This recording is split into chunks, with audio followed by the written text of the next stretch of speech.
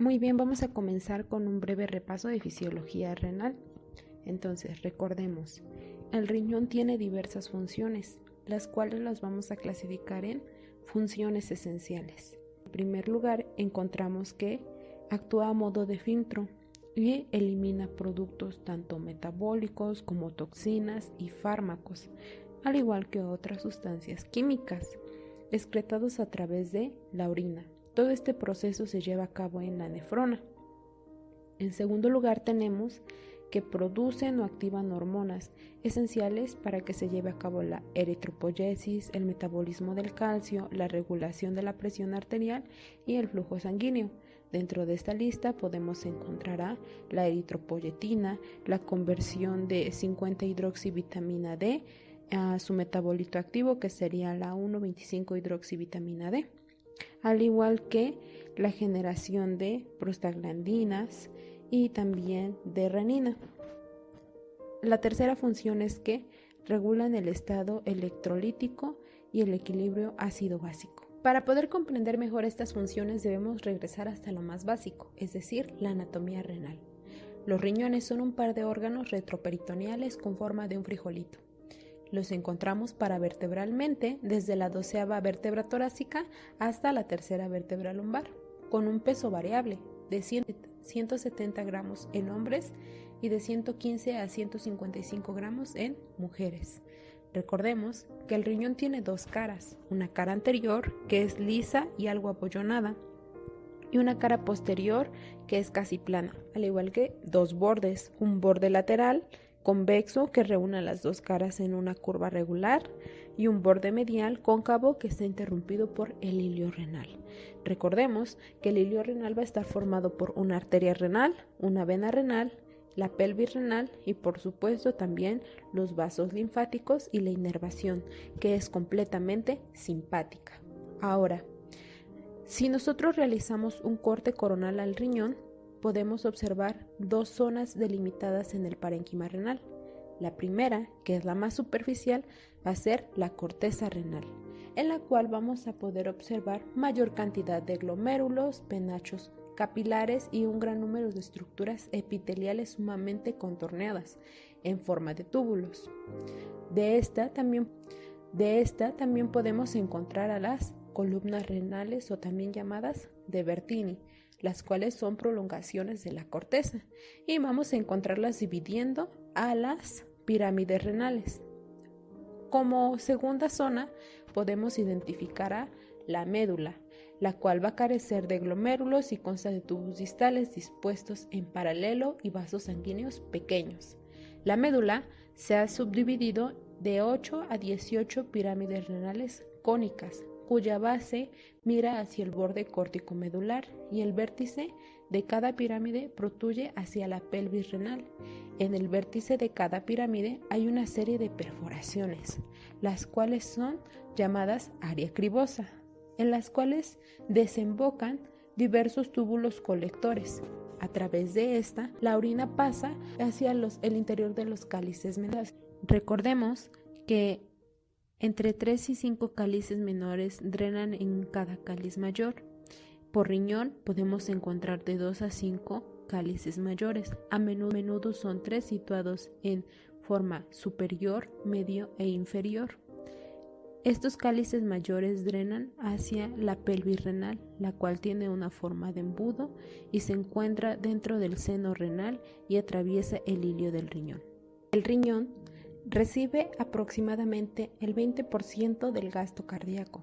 Es tan alto puesto que se le suministra el plasma sanguíneo necesario para formar un ultrafiltrado a los glomérulos. La circulación renal posee una arteria de resistencia alta, es decir, la arteriola aferente, un entramado capilar glomerular de presión alta para la filtración, una segunda arteriola de resistencia alta, la arteriola eferente, y un entramado de capilares de presión baja que rodea los túbulos renales capilares peritubulares y captan el líquido absorbido de dichos túbulos.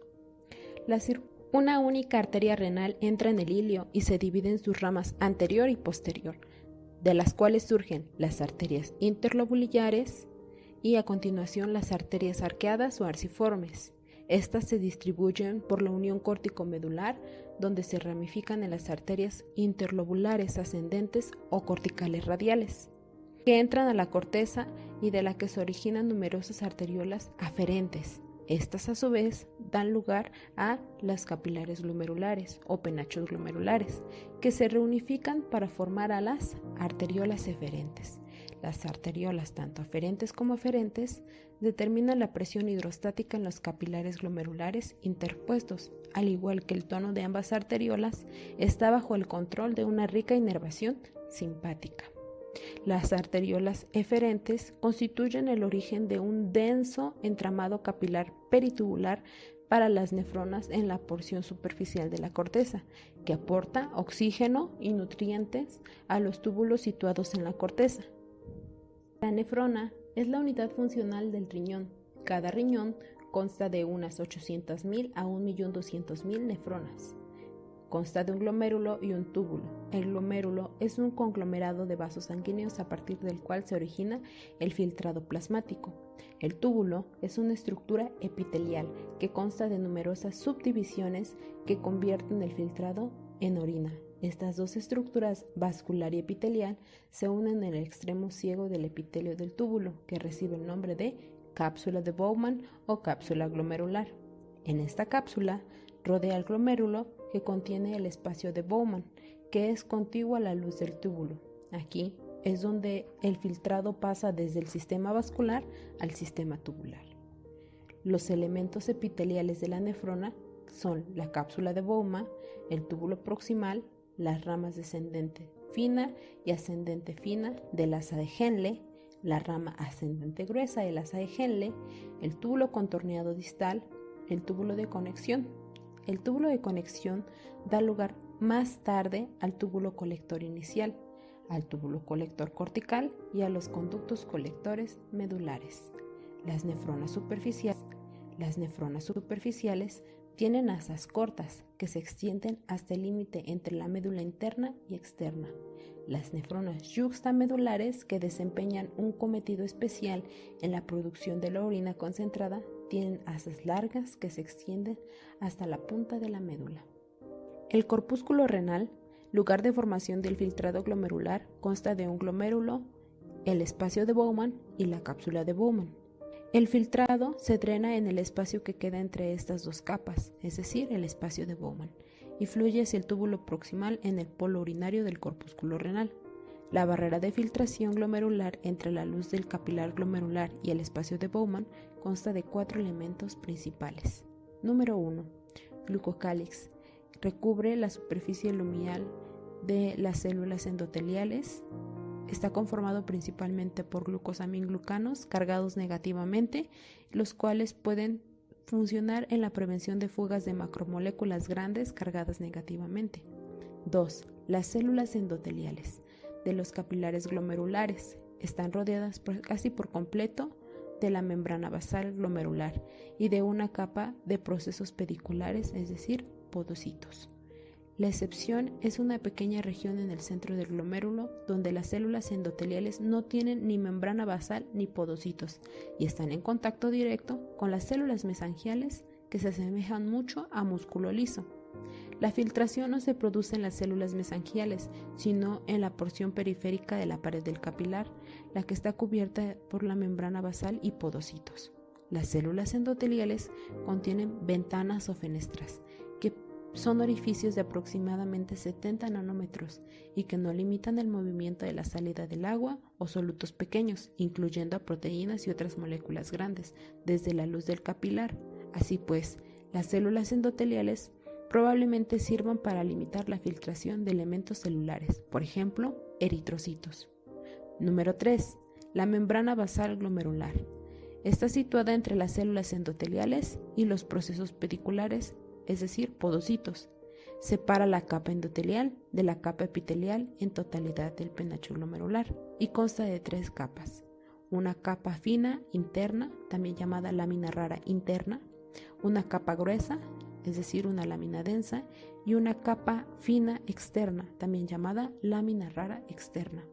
La membrana basal determina en gran medida las características de la permeabilidad de la barrera de filtración al restringir el paso de solutos del tamaño intermedio a grande, un peso molecular mayor a 1 kilodalton.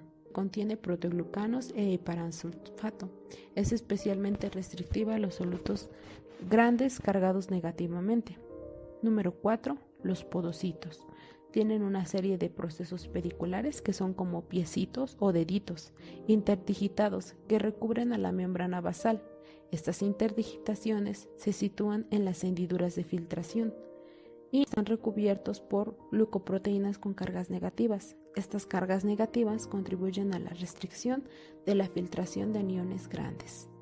El aparato yuxtaglomerular consta de células mesangiales extraglomerulares, la mácula densa y las células granulares. La mácula densa es un parche de células epiteliales tubulares especializadas. Muy bien, ahora hablaremos sobre la tasa de filtración glomerular, que es el volumen de líquido filtrado en la cápsula de Bowman por unidad de tiempo. Ahora, en los capilares glomerulares, una porción del agua del plasma es impulsada a través de un filtro que tiene 3 componentes básicos, los cuales ya mencionamos: las células fenestradas del endotelio capilar, al igual que la membrana basal y los podocitos. Por cada nefrona unitaria, la tasa de filtración glomerular depende de la presión hidrostática en los capilares glomerulares, la presión hidrostática en el espacio. Hablaremos brevemente de los mecanismos del transporte tubular renal. Comenzaremos con el túbulo contorneado proximal, en el cual en promedio se reabsorbe el 66% de los iones de sodio, el 85% del ion bicarbonato, el 65% de potasio por la vía paracelular y el 60% de agua, al igual que prácticamente toda la glucosa y aminoácidos filtrados son reabsorbidos en esta zona. Un punto importante a considerar es la reabsorción del bicarbonato de sodio por el túbulo contorneado proximal, el cual comienza gracias a la acción del intercambiador de sodio e hidrogeniones. Este sistema de transporte permite al sodio penetrar en la célula desde el interior de la luz en sustitución con un protón hidrogenión expulsado desde dentro de la célula hacia la luz del túbulo. La sodio-potasio ATPasa de la membrana vasolateral impulsa el sodio resorbido y lo hace pasar al interior del plano intersticial para conservar una concentración intracelular baja de dicho ion. Sin embargo, el ion hidrogenión secretado a la luz del conducto interior del túbulo se combina con bicarbonato para formar ácido carbónico, el cual es deshidratado por la anhidrasa carbónica, específicamente la anhidrasa carbónica 4, y forma dióxido de carbono y agua. El dióxido de carbono pasa hacia el interior de la célula por medio de la difusión simple, y en ella es rehidratado nuevamente por la anhidrasa carbónica intracelular, anhidrasa carbónica 2, el cual, después de la disociación de ácido carbónico, el ion hidrogenión queda disponible para ser transportado por el intercambiador de sodio-hidrogenión y el bicarbonato es expulsado de la célula por el transportador de la membrana vasolateral. En consecuencia, la resorción de bicarbonato por parte del túbulo proximal depende de la anhidrasa carbónica. Ahora hablaremos del asa de Henle. El asa delgada descendente es muy permeable al agua, pero su permeabilidad al cloruro de sodio y la urea es escasa. En cambio, la asa ascendente delgada es permeable al cloruro de sodio y la urea, pero es impermeable al agua. La rama ascendente gruesa del asa de Henle reabsorbe cloruro de sodio de forma activa, en promedio es un 25%. Por esta razón, la resorción de cloruro de sodio en la asa ascendente gruesa diluye el líquido tubular, por lo que ha recibido el nombre de segmento diluyente. Esto es posible gracias a un sistema de transporte de cloruro de sodio en la membrana luminal. Es un cotransportador de sodio, potasio, 2-cloro, llamado NKCC2 o también NK2Cl. Este transportador es muy neutro desde el punto de vista eléctrico, puesto que hay 2 cationes y 2 aniones, pero su acción contribuye a la acumulación excesiva de potasio en el interior de la célula. La difusión retrógrada del potasio y su devolución al interior del túbulo genera un potencial eléctrico positivo, lo que constituye la fuerza impulsora para la resorción de cationes, incluidos el magnesio y el calcio, por la vía paracelular. El túbulo contornado distal transporta de manera activa al cloruro de sodio y es impermeable al agua. El segmento diluyente de la nefrona y el líquido tubular del túbulo contorneado distal es hipotónico independientemente del estado de hidratación. En el túbulo contorneado distal se ha subdividido en 2, en túbulo contorneado distal 1 y túbulo contorneado distal 2. El primero expresa el cotransportador de sodio-cloro, sensible a tiacidas, pero no expresa los genes que intervienen en el transporte transepitelial del calcio, tales como el conducto de entrada de calcio, TRPV5 y el intercambiador de sodio-calcio. En el túbulo contorneado distal 2 se expresan proteínas de transporte de calcio y los conductos de sodio epiteliales sensibles a amilorida. El sistema de túbulo colector produce una reabsorción de aproximadamente del 2 al 5% del cloruro de sodio. En esta zona va a haber una influencia sustancial por parte de los mineralcorticoides, específicamente aldosterona, y también va a haber una mayor secreción de potasio. Entonces, para entender un poco más este mecanismo, lo que debemos saber es que hay 2 tipos de células en la zona de los túbulos colectores. Son las células principales, que es el principal sitio de transporte de sodio y potasio, al igual que de agua, y las células intercaladas, las cuales pueden ser alfa o beta. Y en el caso de las alfa, son el principal sitio de secreción de hidrogeniones y en las betas de bicarbonato. Las células intercaladas son muy similares, sin embargo, la localización de los transportadores, como en el caso de la hidrogenión ATPasa y el intercambiador de cloro bicarbonato, está invertido. La célula principal no contiene sistemas de cotransporte apical para sodio y otro tipo de iones, a diferencia de las células en otros segmentos de la nefrona, como habíamos visto. La membrana de las células principales tienen conductos iónicos separados para sodio y potasio. Como estos conductos excluyen a los aniones, el transporte de sodio o potasio producen desplazamiento neto de cargas a través de las membranas, es decir, dado que la entrada del sodio a la célula principal predomina sobre la secreción de potasio a la luz, se desarrolla un potencial eléctrico negativo en la luz. El sodio que entra a la célula principal desde el líquido tubular se transporta de regreso a la sangre a través de la sodio-potasio ATPasa vasolateral.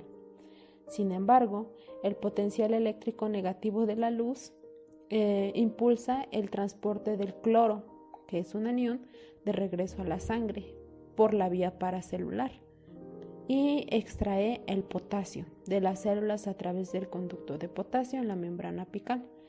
Por lo tanto, existe una relación importante entre la llegada de sodio y la secreción consecuente de potasio. Si el sodio llega al sistema colector con un anión que no puede absorberse con tanta facilidad,